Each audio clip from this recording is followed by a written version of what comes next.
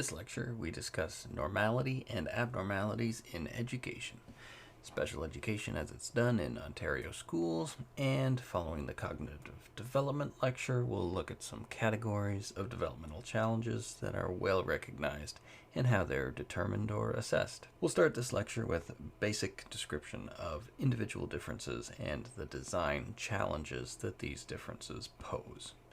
Normality. In my half-dozen years of teaching, I've noticed that some students bristle at the mention of the word normal, as if it were a bad word or a harmful concept. They hear shark music. That programming is not all bad, so let's contextualize that bristling for a moment.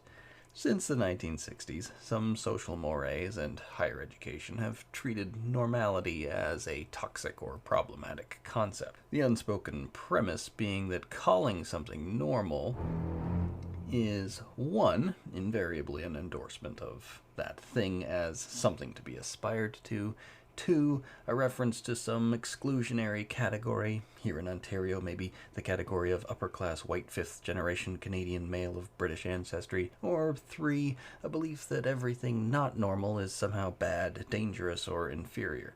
These would indeed be poor beliefs to have. Something is not bad because it's abnormal, nor is a thing normal because it is good.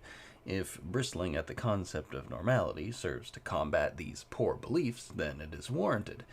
But since the normal is problematic meme has been around since the 60s, it's typically, I dare say normally, not the case that any given person you're talking to actually holds any of these problematic beliefs, that what is normal is good, or it's an exclusive club, or abnormal is bad. So why should we hear shark music when the word normal is used? In the 1950s, the idea of normality was weaponized against young people.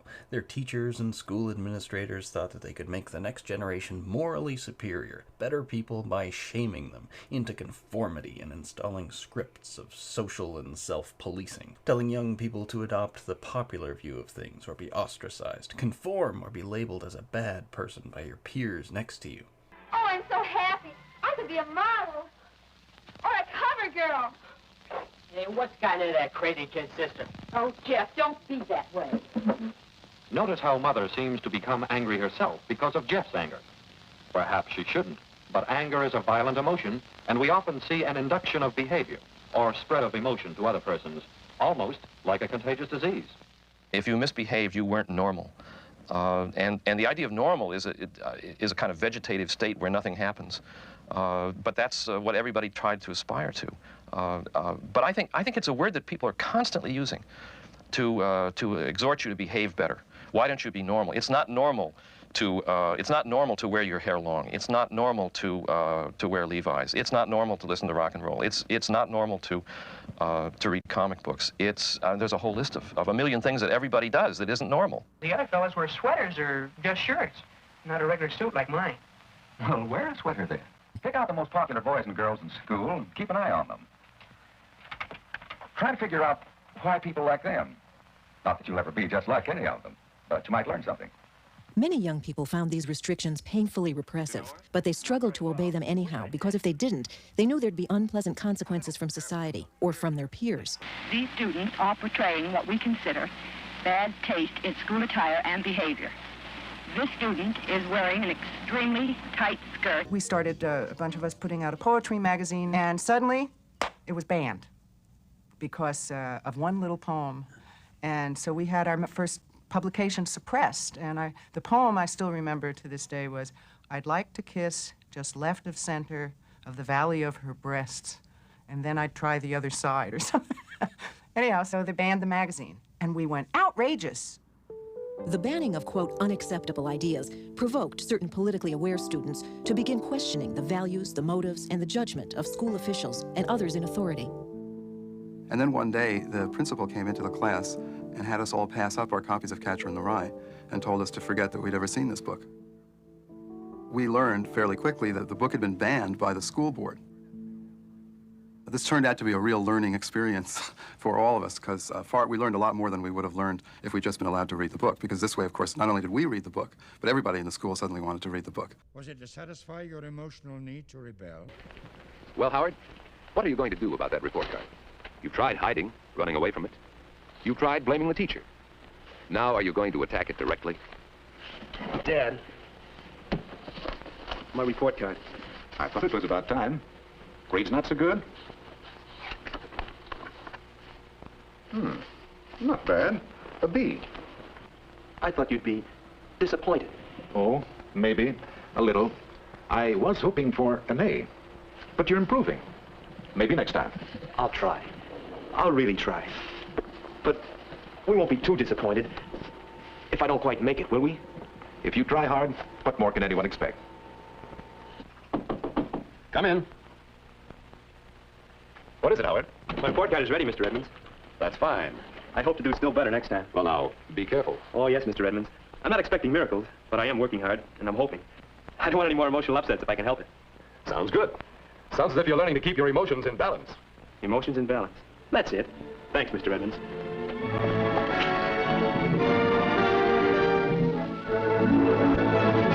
This deliberate 1950s moral programming to be normal was reacted against, giving us the let your freak flag fly 1960s. I feel like letting my freak flag fly. The late 1960s pushback to the 1950s programming is therefore the ancestor of the current moral programming to bristle at, distrust, or even dismantle the concept of normal. While it would be cute here to point out that if it is normal to distrust what is normal, then we should distrust the distrusting of normal. But that's not the point here. The point is to acknowledge the fact that discussing exceptionalities and differences can feel like we're doing something wrong, or making value judgments, when we're in fact just describing the world as best we can. To say that normally the people we encounter are right-handed is not to say that left-handed people should not exist. We have a tendency to assume that someone using the word normal is committing the is-ought fallacy, that they're arguing that something ought to be a certain way simply because it is that way. This is an uncharitable assumption that can get in the way of our thinking about important topics together. Sure, it might be nice to destroy the entire idea of normal, as if the concept were somehow to blame for the challenges of creating an open and inclusive society, but it's likely one of those concepts that's just too sticky, too useful, maybe too necessary to go away. So we should file normality in the things that trigger our shark music, but might not indicate actual sharks file. A file that will grow over the duration of this course. This is a frequency distribution. The x-axis has whatever we're measuring. It could be height, hours of sleep you get every night. It's a symmetrical bell curve. The middle is the mean, median, and the mode, and tapering off from the middle are the more extreme values. If this was the height of Canadian males, the middle would be 5'10", right about here. And here would be 5'7", and 6'1". Because one standard deviation of male height in Canada is 3 inches, somewhere around here would be 5'4", and somewhere up here would be 6'4".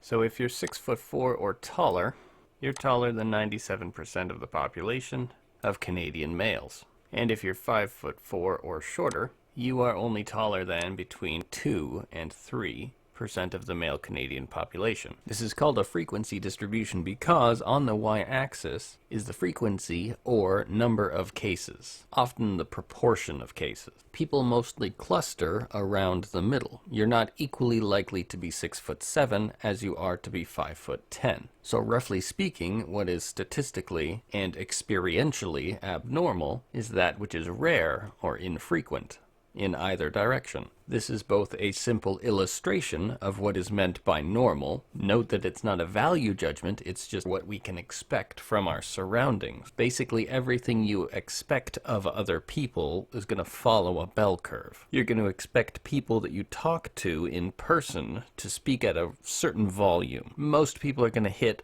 that volume very closely because they know not to speak too loudly, not to speak abnormally loudly, and not to speak too quietly. From their experience talking with other people and from their emotional intelligence in maybe reading how you respond to them, they will calibrate their voice to the right volume. So this represents normal as we tend to use it as a concept. As a human walking around the world, our nervous system starts to develop expectations about stimuli around us and reacts with surprise or orientation towards that which violates the expectations, the learning that we've built up through our experience. So this could be seen as a definition. Abnormal is what you're not used to, or that which is unexpected. It's also a model of how the concept works in your head. If I ask you whether my cousin Wes's fear of elevators is normal, you're going to have your own set of experiences with people, a big part of which will be your own personal experiences with and emotional reactions to elevators, and you're going to judge the normality of Wes based in large part on that when you're trying to come to a conclusion about Wes. Now that we have the concept visualized, we can see some obvious problems with normality, namely the fact that the frequency distribution is always going to have tails. If something starts stymieing our biodiversity and the variation in human height gets reduced, so maybe we stop having babies that grow to be 6'5" and taller, and we stop having babies that grow to be 5'4" and shorter, such that 6'3" is suddenly the tallest and 5'6" is about as short as Canadian males get. In other words, something changed human biology and it shrunk the two tails, both sides of the tails. Now everybody's normal, right? Well, no, your perceptual system just shrinks its idea of normal, and now 6'3" and 5'6" people are the abnormal ones. Your perceptual system cares about expectable cases in the same way that a clothing manufacturer might. The middle of the bell curve being medium, to the left of medium being small, and to the right of medium being large. We're gonna make the most of those three sizes, says the clothing manufacturer, and less of the more extreme and rare sizes. Put into a more problematic context, we're gonna make desks so that they seat very comfortably the average Canadian human. Average for females is 5'4", average for males is 5'10", so we'll go right in the middle, we'll make everybody uncomfortable except the people who happen to just be on the midpoint of 5'7". We'll make the desks most comfortable for those individuals 5'7", but we'll build in as much tolerance as you can, so maybe you can still touch the ground if you're 5'3", and you can still fit into the seat if you're 6'2". But anything more than that, if you're shorter than 5'3", well then circulation's gonna get cut off on your legs because you can't touch the ground. And if you're 6'3" or taller, maybe you're gonna be squished in and hunched over. The people who make the desks have to deal with the fact that they have to choose a size and do their best to accommodate our diverse human variation. We likely wouldn't expect office chairs or public seating to be so perfect and adjustable that either Shaquille O'Neal or Peter Dinklage could sit comfortably in it. That would be great, but we recognize it's nearly impossible. It's a big design challenge. But of course, all of this is just an analogy or a metaphor for what your brain has to do, and what society has to do as well. You have to generate expectations about people and hope that they conduct themselves according to those expectations. You have to comport yourself according to the expectations of other people, at least within reason, in order for transactions, cooperation, and society to exist. Sometimes these expectations feel like rules, and sometimes they are rules, but this is the interaction between the individual human brain and the expectations of society. Our human brains pick up on expectable patterns, the range of behavior, how much and how often people tend to break expectations, and those human brains that pick up on those patterns make stuff like desks and laws and commercials and policies and entertainment and architecture, which all works in part because we continue to meet the expectations, the normative expectations of the people who made these laws, these buildings, these school curricula, and everything else that exists for you, in part because the humans who made it knew that it would probably fit you or be appropriate for you. Okay, but what about those outside of the expected range? What about those of us who can't sit still through an 8-hour school day? Those of us who are scared of something that can't actually affect us? Those of us who can't be brought to care about other people? Those of us who don't understand that when someone else changes their tone of voice, it means that what they say should be interpreted in the opposite manner. Those of us who can't understand the contracts we need to sign in order to get what we want. Those of us picked up by police for not conforming to a rule that we don't understand. Well, that is what we're here to discuss.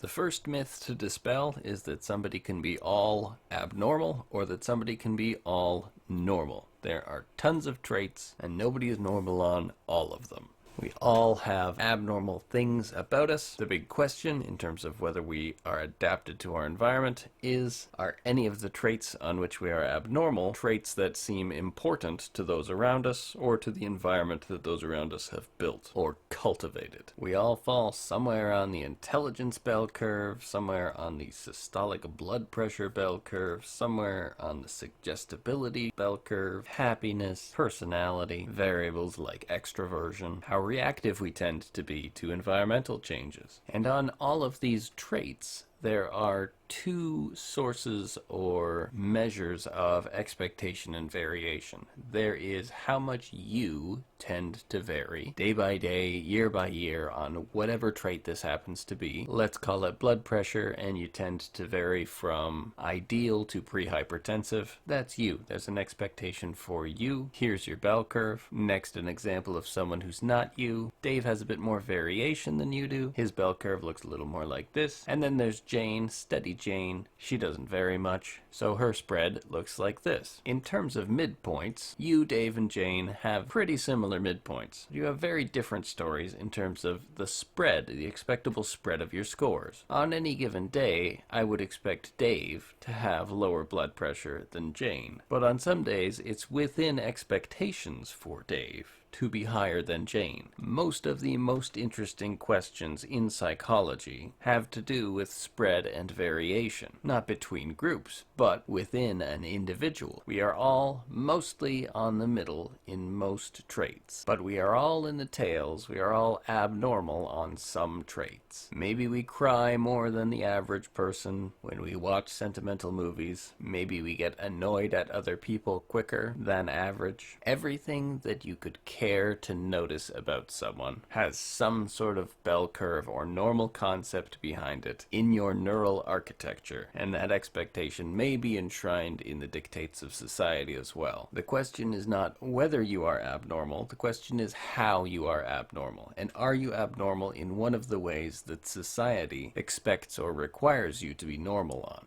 A thought experiment here is think of a trait, behavior, or preference that you believe you are abnormal in. What is something, some category of thing that sets you apart? I'll go first. I have an overactive sense of humor. I find humor in everything, especially things I'm not supposed to find funny, and I'm easily irritated and distracted by noise. The thought experiment here would be, once you land on something, then imagine a world in which society decided it needed you not to be abnormal on that trait. Individuals from the boomer and greatest generation may, for example, if they were left-handed, have been forced to use their right hand for things, like my grandparents and my wife's mother. They were left-handed, but were forced by their teachers in school to use their right hand. This was seen by those teachers as quite important. This is what society demands of you, child, that you be like this. Sometimes, like in the case of left-handedness, what society demands of us is rather arbitrary. But of course, sometimes, as in the case of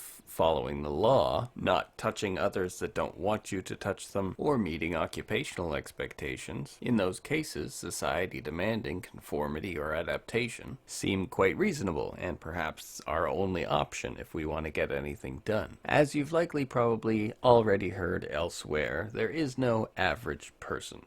Averages are statistical abstractions, and I'll just go ahead and say, with our nearly infinite number of traits, that nobody is in the middle on all of them. In Ontario and in Canada more generally, we've adopted the ethic of normalization. This came from Scandinavia, and Canadian proponent Wolfensberger used the concept to argue against institutionalization, emphasizing the traits on which exceptional individuals are similar to the other students in the school in order to facilitate integration into the normal classroom and normal class and school activities.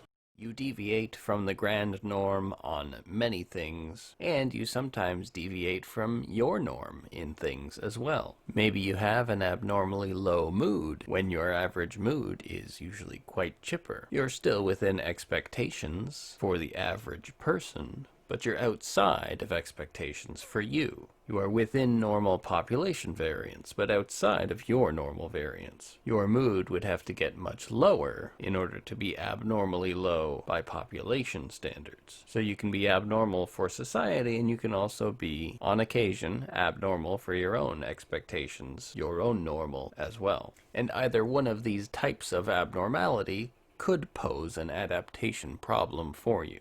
If you have an abnormally low mood for population standards, then society, which expects you to do your job, greet others politely, and motivate yourself to accomplish tasks, well then your low mood could prevent you from meeting those challenges. You're outside of the range that society is built for. It's when we encounter these sorts of adaptational problems that some extra help, maybe in the form of an intervention, maybe in the form of a label that can help us understand what's happening to us, might be needed or helpful. There are a few places where our societal expectations for what is normal are made rather explicit. In legal contexts, we have the expectation of what a reasonable person would do in terms of standard of care, due diligence, prior restraint, etc. Expectations regarding what the average person should understand, be able to do or read or learn or follow. We have expectations regarding when young humans unlock certain abilities, and expectations regarding what's comfortable for people, and what constitutes good psychological adjustment to your environment. Are you meeting, in a way that's healthy for you, the demands of your context? If not, what help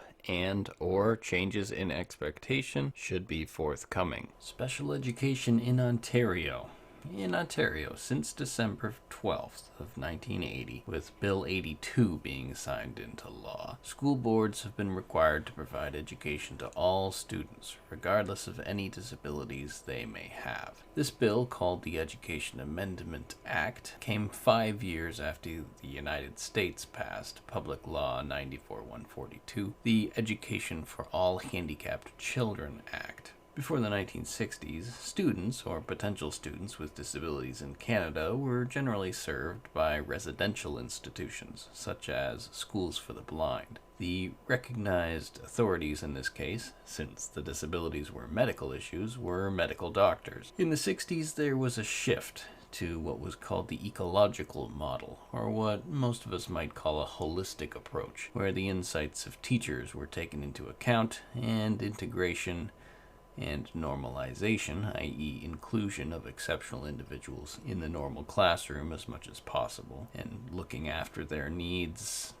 but not just their academic needs, their needs in general, was becoming valued. Bill 82 in 1980 noted, among other things, that all Ontario residents were entitled to publicly supported education. All school boards must have identification, placement, and review committees, IPRCs. Parents of children with exceptionalities must be part of the IPRC process and may appeal decisions, and boards must have advisory committees, plans, and procedures specified for special education.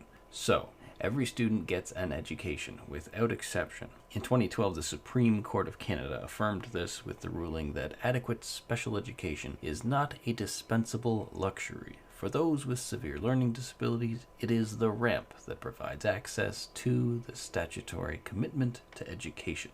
Note that this requires boards to educate everyone, but not necessarily to include everyone in the regular classroom. Each student with exceptionalities is to have their own individual education plan, IEP, and the specifics of the IEP are determined on a case-by-case basis. The default and the ideal is inclusion in the regular classroom as much as possible, and this is an ethic based not in charity, but in the rights of the individual student. Next, we will get into some diagnostic categories and criteria provided by psychiatry and psychology. The school boards in Ontario recognize 5 separate special needs categories. If a student fits any of these categories, Bill 82 and Regulation 181 require that this student receive an education and that there is a formal plan, an IEP, specified for that student's education, their ongoing needs, and the ongoing assessment of whether this plan is effective.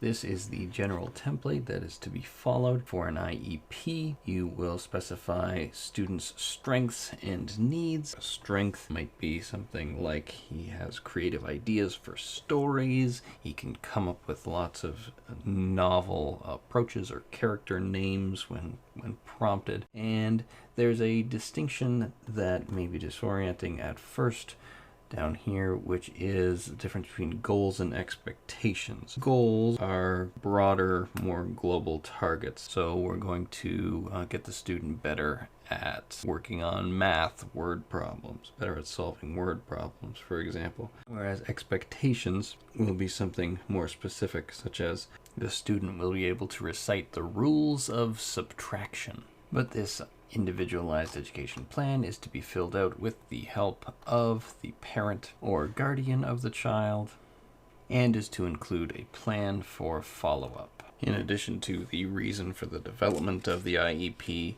the student's profile, any relevant assessment data, their strengths, their accommodations, and how they have been and will be assessed and instructed. But the IEP is a rather living document subject to modification. And note that it's not an itinerary of specific things that the student's going to do each day. The goals and expectations don't go into that level of detail. Moving on. The disorders formerly known as disorders of childhood, now rebranded as neurodevelopmental disorders. Because they start in childhood, it's the responsibility of caretakers and educators to address these issues, to determine whether they are issues, whether a label should be affixed and benefits given, and the extent to which we can adjust society or a classroom to accommodate. We started with the idea, especially with intellectual disability, of it's like some people don't develop past a certain stage, like they're stuck in a younger stage. That's still a meme or an idea behind our thinking about neurodevelopmental disorders, like a delay, which was the meaning behind the word retardation. But we're a bit better now at not expecting everybody to be near the center of normal on everything. The general idea here is if you don't do something like engage with language by a certain age, you may lose your window to be trained in that specific skill. We'll start with intellectual disability because, roughly speaking, so did psychiatry. Intellectual disability, first off, is the term that the DSM-5 uses. The ICD-11 will call intellectual disability intellectual developmental disorder, which is why if you open up the DSM-5, you see intellectual disability and then in brackets after it, intellectual developmental disorder. So what are we talking about here? Intellectual and adaptive functioning deficits. The green is new, adaptive functioning deficits. Conceptual, social, and practical domains. These three separate domains. Usually starting before grade school. In other words, with intellectual disability, you usually notice it very early on. So what are we talking about with intellectual functioning? Can you solve problems? Can you reason? Can you make plans? Think abstractly? Here you see the influence of IQ tests. And can you make the correct forms of judgment? Like money. Can you be responsible for your own money? Can you be responsible for choosing your own meals? Adaptive functioning takes the intellectual side and throws it into context. How well do you actually do in terms of independent living? It's not an abstract. I'm not extrapolating from an IQ test in terms of how well you solve problems. I'm actually seeing how well you're functioning in your actual life, how much help you're getting from other people, and how successful you are with or without that help. So can you participate socially and get what you need from other people with other people? It's no longer just a matter of, can you pass the tests? We're looking more at your actual adaptive functioning compared to the past. So let's go to the past, and let's take a tour of the past using as our guideposts the language changes that we have seen over the past 110 years. So 100 years ago, we had 3 different medical classifications for intellectual disability: idiot, imbecile, and moron. So if you had an IQ of under 75, you could be in any 3 of these bins. The idiot bin was an IQ of 0 to 25, the imbecile bin was 25 to 50, and the moron bin was 50 to 75. This is a quote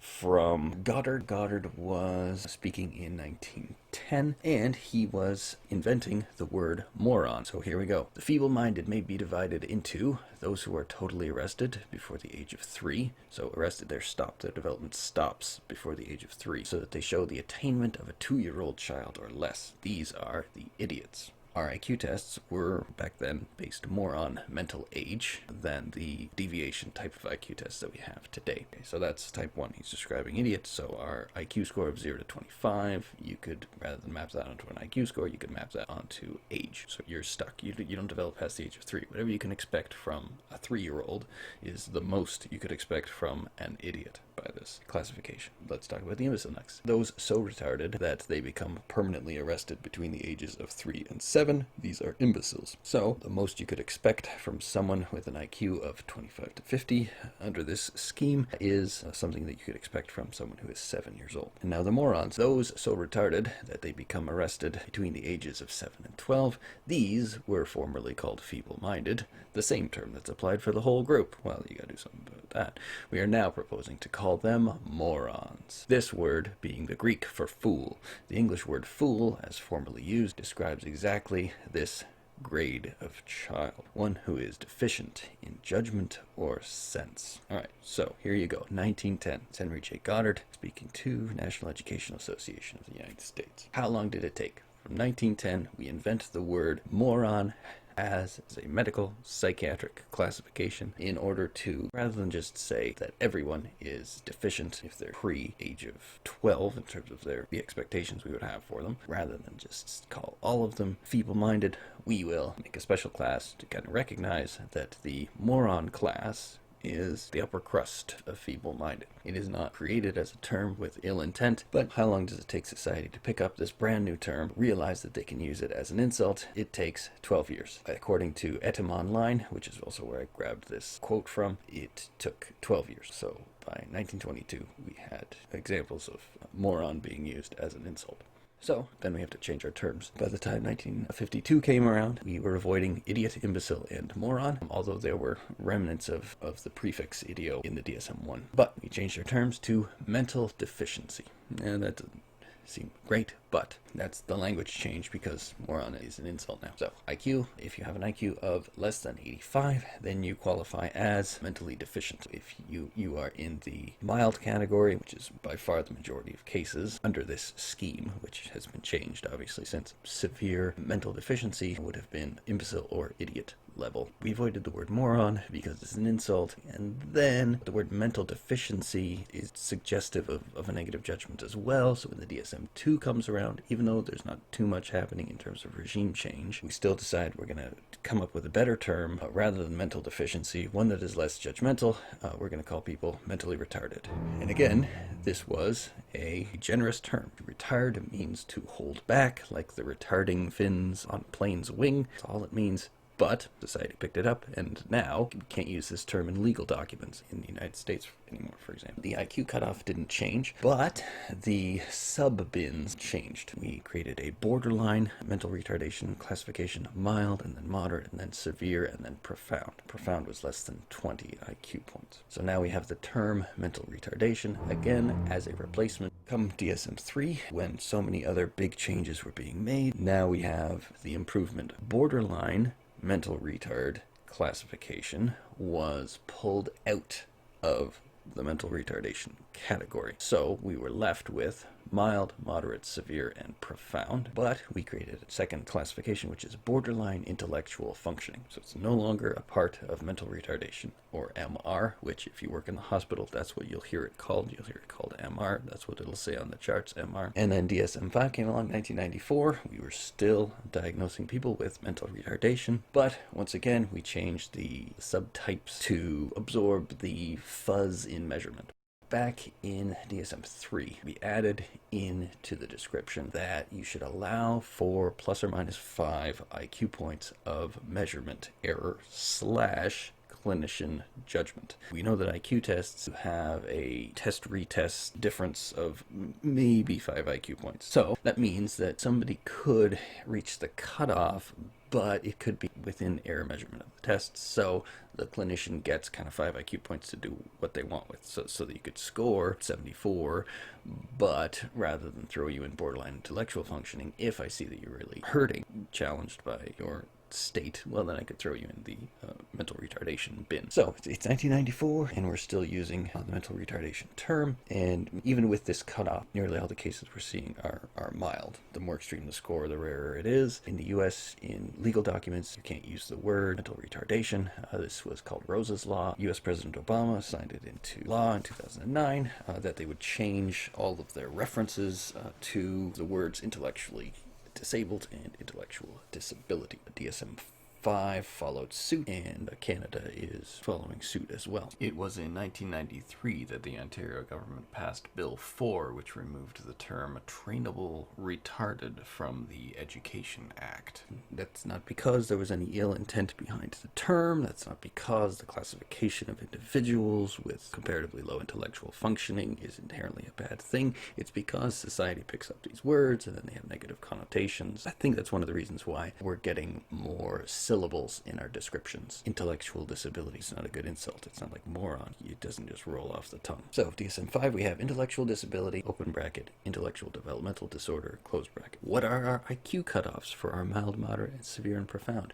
We got rid of the IQ cutoffs. We're not emphasizing IQ as much anymore, although in order to have an intellectual disability diagnosis, you do need a standardized assessment. It's just your level of severity, and now, formally, you need to show adaptive functioning, not just a low IQ score. What you need to show is you need to show the individual across their ability to conceptualize, their ability to socialize, and their ability to engage in practical tasks. At the conceptual domain, we see that your challenges are more severe if they were more noticeable at an earlier age. It would look like you get stuck at about age of 3 if you are 5 years old and you are still behaving like a 3-year-old. If you will only get stuck in the 7-year-old stage, well, we're not going to notice you getting stuck in the 7-year-old stage until you hit 7, right? So more severity would be indicated by the problem being noticeable earlier. Is your thinking more concrete? Do you need things physically in front of you, or can you abstract words and concepts? And how much assistance do you need in order to work with ideas and solve problems? So that's the conceptual domain when we're assessing level of severity. So you have a more severe intellectual disability if your challenges were noticeable at an earlier age, your thinking is more concrete / less abstract, and if you need more assistance to accomplish conceptual milestones like school tasks. How about in the social domain? You have a more severe intellectual disability if you are less able to read social cues, if you are less mature in responding to these social cues. In other words, are your emotional responses appropriate, tuned into other individuals? Here we have language. Someone who is higher functioning in the intellectual disability range would be able to write. Somebody who is less high functioning would probably have the ability to speak clearly, but not necessarily write clearly. And then when you get into the more severe range, then you have an inability to articulate verbally, maybe just your nonverbals or how you're communicating, pointing. And now the practical domain. What types of tasks do you need help with? Figuring out the bus schedule, following an itinerary or a list. Say you need to take a certain bus to the grocery store and then only get items on your list. Do you need help with that? Well, that's kind of a complex task. Or do you need help with something like cooking, depending on the meal, but let's say it's a simple meal. Do you need help with that? Or do you need help with getting dressed? Do you need help bathing yourself? How complex are the tasks that you appear to need help with in your daily life? Another question is, how vital are the tasks that you need help with? Sure, if you need help to cook a fancy dish, it's unfortunate, but it's not vital. If you need help to clothe yourself, help to make rent payments, this is a little more vital. There's also, in the practical domain, recreation. Do you have fewer hobbies? Are your hobbies simpler? Do you need help with these simple hobbies? Intellectual disability is not prevalent in Sunnybrook Hospital. We'd have lots of individuals who the kids would come in at age 6, and we'd see it in their records. We would see global developmental delay. Global developmental delay just means we think that the individual has an intellectual disability, but we were unable to perform any standardized tests. If the kid is under 5, that makes sense. Oftentimes when we see global developmental delay, the kid ends up being fine. Where you need a better excuse to have not completed a standardized test is with unspecified intellectual disability, which is the category we use when you have not completed standardized testing, but you're still pretty sure that the individual qualifies for intellectual disability diagnosis. Specify here why the test was not completed. Why didn't you run a Wechsler IQ test? Classic communication disorders, a language disorder, you're not good at picking up vocabulary and you use words incorrectly, you don't structure sentences correctly. Another aspect of this is a challenge with discourse, figuring out what the other person needs from you based on what they're saying, figuring out how to respond to that constructively. Maybe you just have a speech sound disorder. We tend to see what are called the late 8, the sounds that developmentally kids tend to get the latest. We really don't expect kids to be reliably using these different sounds so that others can understand the difference until they're around 7. I'm going to get my 2-year-old to say these. Can you say zoo? Zoo. Can you say lake? Lake. Can you say rake? Rake. Can you say think? Sink. Can you say this? This. Can you say shovel? Shovel. Can you say measuring tape? Measuring tape.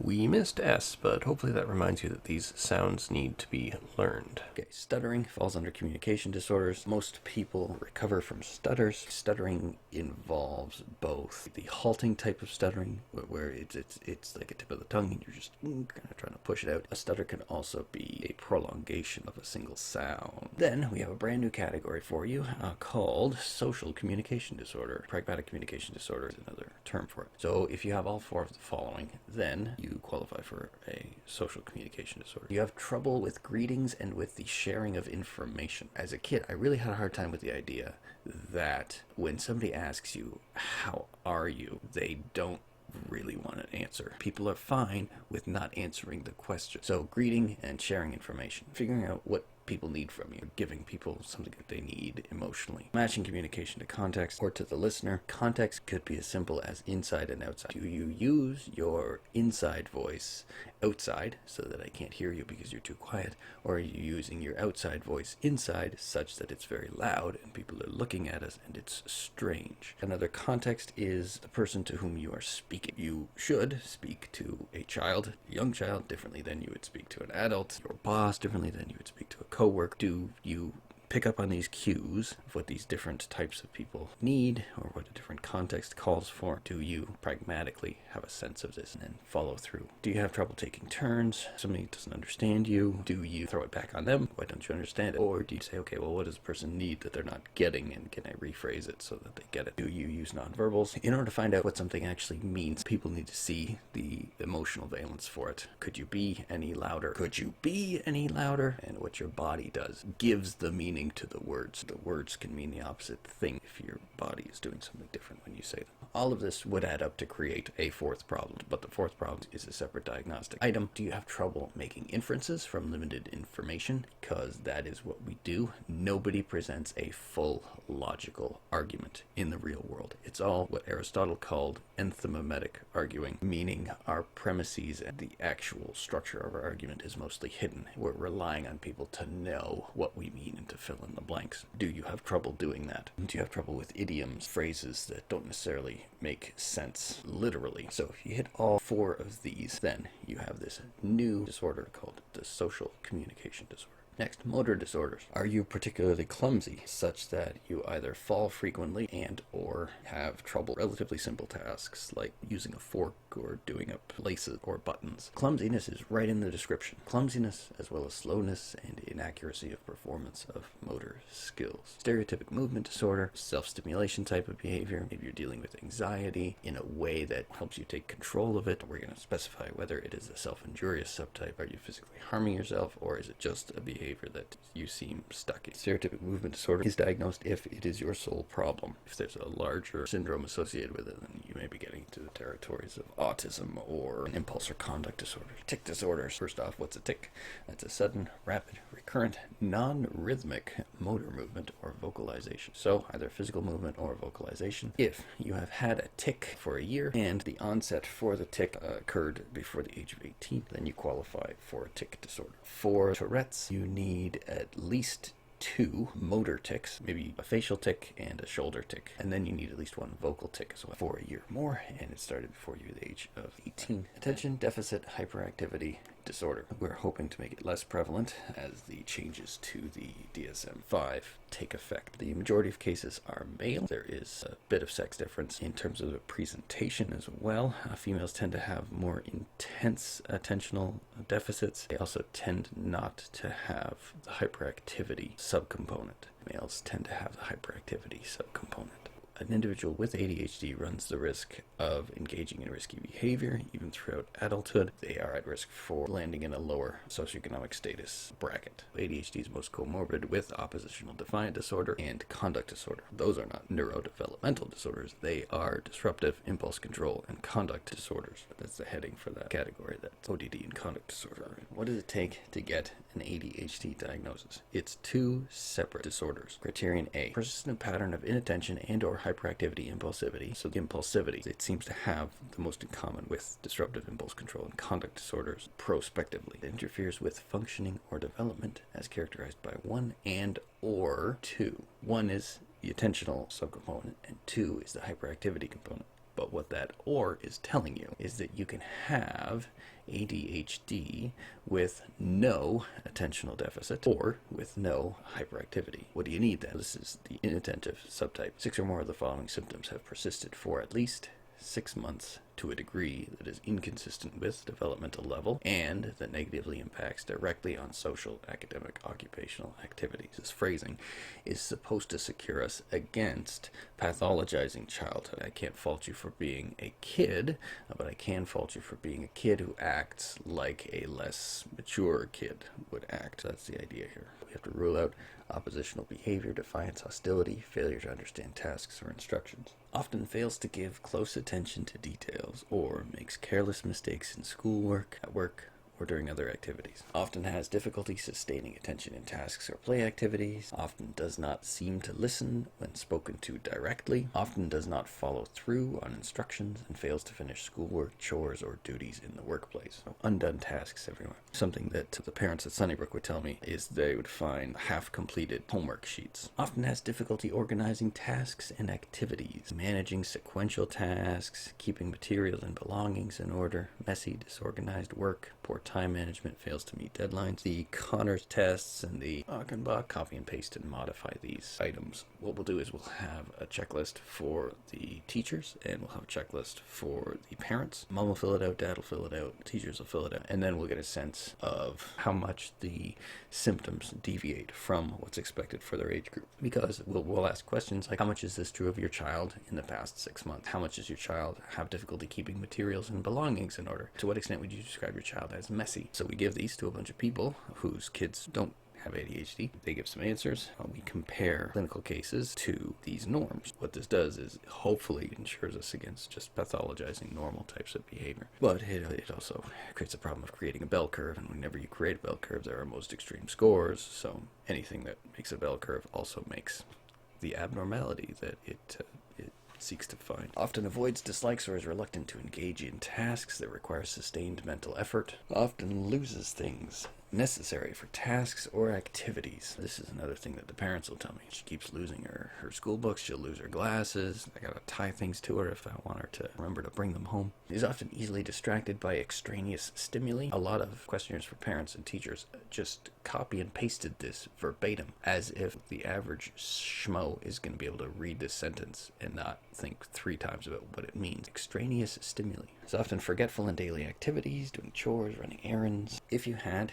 6 or more of the inattentive subtype, then you already qualify. You already qualify for diagnosis of ADHD. Hyperactivity and impulsivity. Often fidgets or taps hands or feet or squirms in seat. Often leaves seat in situations when remaining seated is expected. This is a nightmare that I have with some kids at age 6 and some kids at age 11 and 12. They can't sit still for the hour or 2 of testing. Often runs about or climbs in situations where it's inappropriate. Often unable to play or engage in leisure activities quietly. Often on the go, acting as if driven by a motor. Here's another one that gets copy and pasted onto every ADHD checklist. Often talks excessively. Often blurts out an answer before a question has been completed. Often has difficulty waiting his or her turn. often interrupts or intrudes on others.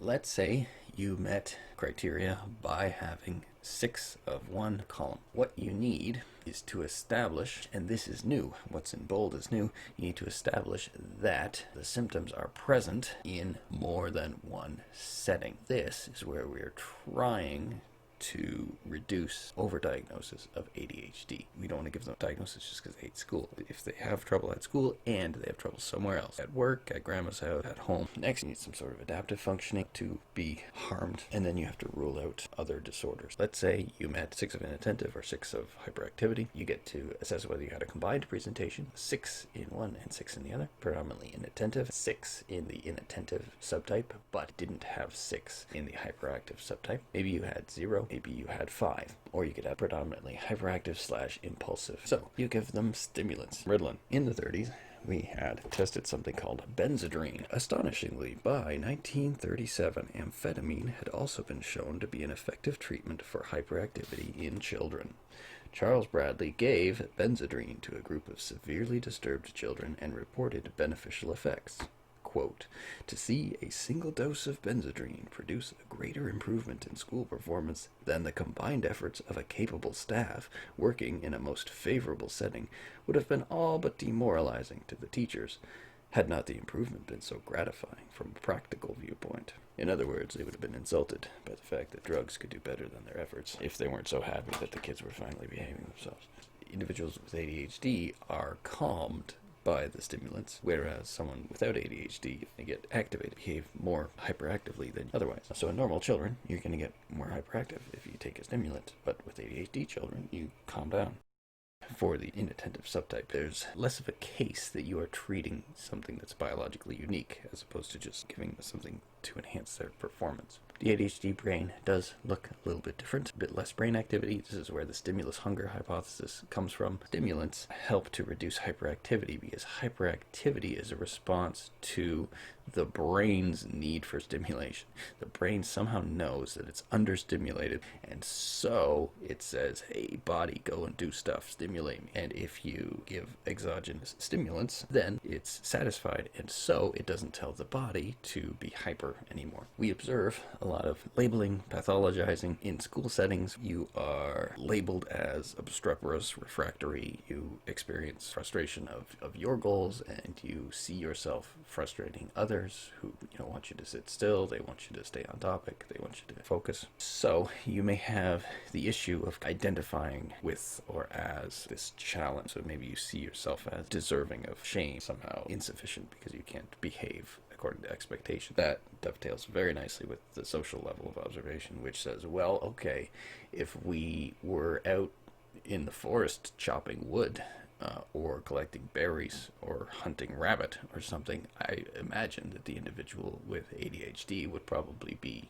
happy and fine, and they might even be amongst the best of us, presuming that they could get home from the hunt. The idea then is, well, what's causing ADHD? Some kind of abnormality that you need to fix, or society moving in a way from these individuals who represent this part of our biological heritage. Yeah, it's advantageous. If you think of us radiating out of Africa, if one group was hit with famine or disease and they died out, well, the human race survives because you had other humans in other pockets that did survive. If society changed its expectations, if we stopped having kids sit in school, maybe things would be different. Moving on, a specific learning disorder. Ontario school boards refer to these as learning disabilities, and they're a challenge with learning or with the use of information in a specific area, rather than a more global problem, as the case with intellectual disability. Difficulty learning and using academic skills. We're generally looking for specific decrements. We want everybody to be high on everything else and then low in one thing. That's your ideal case for diagnosing specific learning disorders. Somebody who's above average in everything and then below average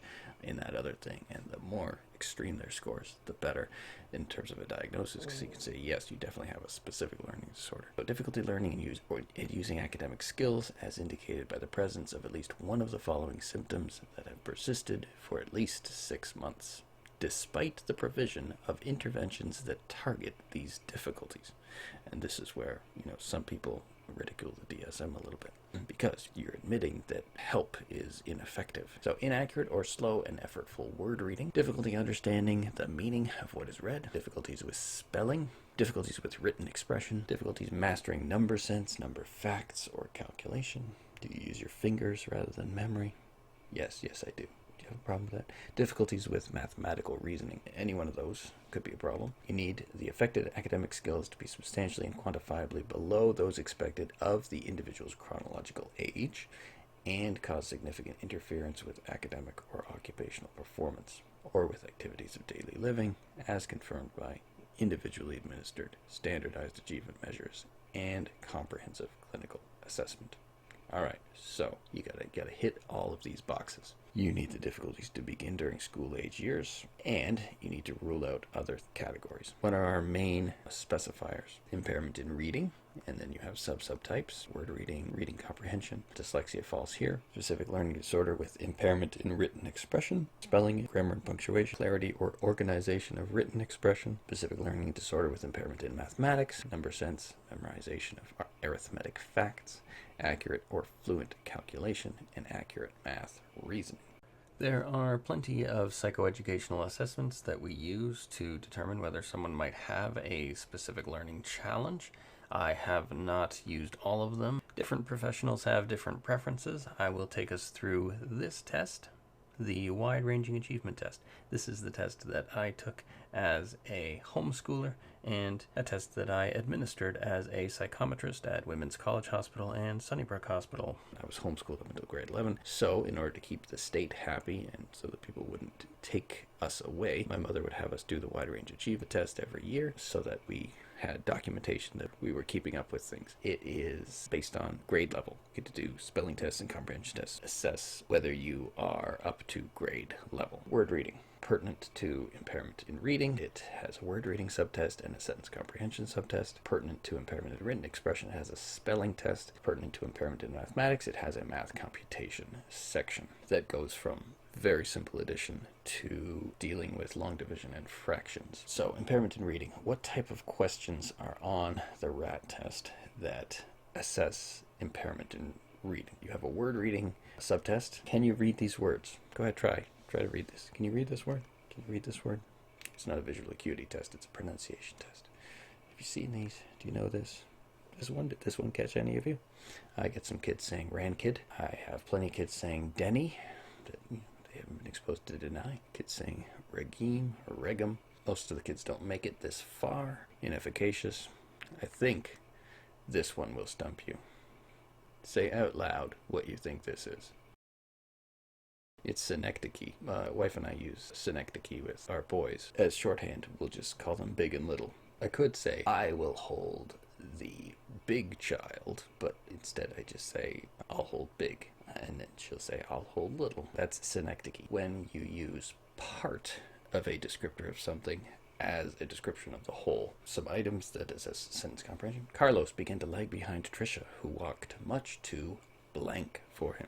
Can you fill in the blank? Now, of course, this is comprehension, so I'm not reading this to the child. They are reading it themselves. And often the difficulty doesn't come from the thematic content, but from the length of the words or the infrequency of the words. Rare words make the question harder. So a lot of kids really have trouble reading all the way through this one, and some will just guess. In ancient cultures, members of the ruling family wore unique garments so that people could blank them from others at first sight. I've had incorrect answers, including take. Could take them from others. Mountain. The next word is mountain. The mountain road is steep. Mountain. That's an actual item from it. And when they look like they're done writing. The next word is kitchen. Our kitchen is very small. Kitchen. Impairment in mathematics, math computation. Questions look like this. Can you answer this question? How about this one? Solve for X. These are the types of questions. The idea being, with specific learning disorder, that if you score really high in spelling and word reading and sentence comprehension, but really low in math, then you are not up to your own standards. Now, you should also be scoring low in math for your grade level, so we're not just pathologizing you in one thing based on your high performance and other things.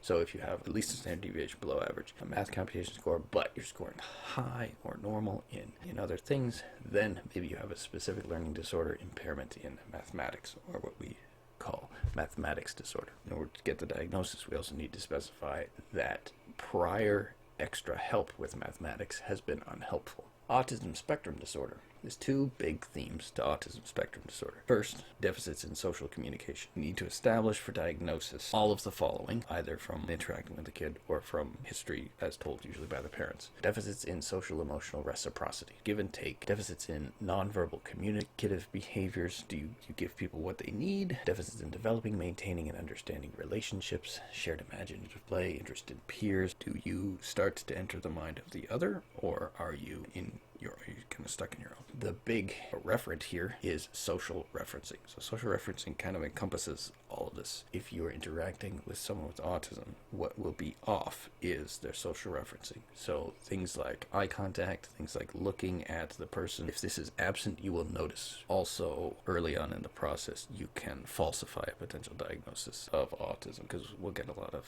probable autism or something in their chart to that effect. The kid's making good eye contact, they're giving back what we give to them in terms of emotion and content, they're focusing up. Usually you can tell pretty early whether you're going to get a confirmation or not, just from social referencing. But it's a very wide spectrum. Restricted, repetitive patterns of behavior, interests, or activities, as manifested by at least two of the following. Stereotyped or repetitive movements. This could be rocking, this could be hand moving, head moving. Insistence on sameness. A piece of furniture has been moved or removed, and maybe they'll just have a breakdown about it, big emotional breakdown about it, maybe even harming themselves with repetitive movements because of this change to their environment. Highly restricted or fixated interests. The classic example is trains. Hyper and hyporeactivity to sensory input. A child with autism staring at a light. Maybe the light has them transfixed, so that would be kind of over hyperreactivity. You could have hyporeactivity as well. Maybe you're more resistant to pain. This is the criterion that once you've seen it in an individual's autism, you realize that autism is actually something quite special. Restriction of interest. What you'll see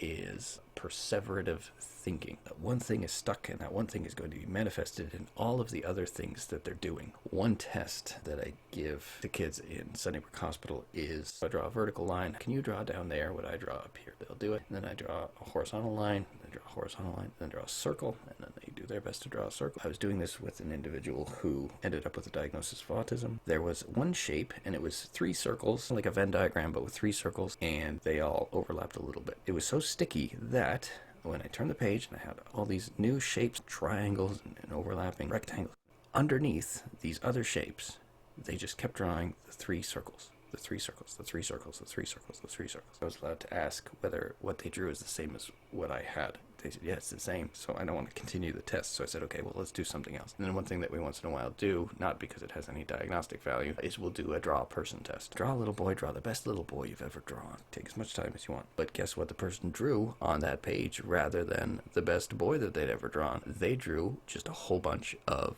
three circle patterns, three circle patterns, three circle patterns, three circle patterns. The kid just got stuck on these three circles. So that's perseverative thinking. It's like a micro version of the need for sameness. So you need symptoms to be present in the early developmental period. It's clinically significant impairment. The autistic spectrum is very wide. It ranges from individuals who are very high functioning, highly intelligent, who just have a little trouble picking up on the underlying emotional tones and rhythms of conversation, and they're probably fixated in their interests, so they end up doing quite well. Lots of inventors and scientists are believed to be on the spectrum, believed to have been on the spectrum. You range from that to individuals like the individual that my friend is tasked with taking care of. She is responsible for helping him through his school day, and he is going through puberty, so he's getting stronger. And one thing that she has to do for him is she has to help him use the washroom, so she wipes him afterwards. But sometimes he doesn't like that process, so she has to wrestle him to wipe him. He's quickly becoming stronger than she is. This is the width of the spectrum. very different types of individuals. It encompasses different types of disorders. With Asperger's, you tend to not see any early speech delay. In fact, you could see the opposite, individuals being precocious readers and reading very early. Now, most of the new cases of autism spectrum diagnoses have average intelligence, where that wasn't the case before. Autism spectrum is a chance for behaviorist therapy to flex its muscles. This is what works, intensive behavioral intervention. The clinic needs your kid for at least 20 hours, but it's generally expected that they get 40 hours of specific training and attention. So maybe this is rewarding kids for eye contact or for verbalization. You're trying to shape the behavior. The intent here is not necessarily to make the child normal or to shape the child externally. The idea is, especially with social referencing, that if the child gets enough experience looking at other people and interacting with other people and gets potential to engage with the minds of other people, the idea is that this is going to be rewarding in and of itself for the child. So you're opening them up to another thing that they can become interested in, other people, to start the process of engaging. We're trying to change from the inside out, where we're trying to show the child what there is to be interested in. And so we're shaping the social referencing and social engagement so that they can hopefully pick that up on their own and run with it. With the neurodevelopmental disorders category, most of these disorders, most of these cases are not cured or fixed or recovered. They're just kind of part of the diversity that we have as human species. With the neurodiversity movement, we have the idea that helping someone improve their life and making someone more normal are not the same thing. The idea is to figure out how we can help an individual, or maybe just get out of a person's way, but how we can help an individual to have the opportunity to engage in a meaningful way and get what they want in life, despite the fact that those around them expect something different than what they have. So take yourself as you are, instead of expecting yourself to be perfect. It took a while for Bruce to get what the coach was driving at. Okay, that's enough for now. Stay tuned.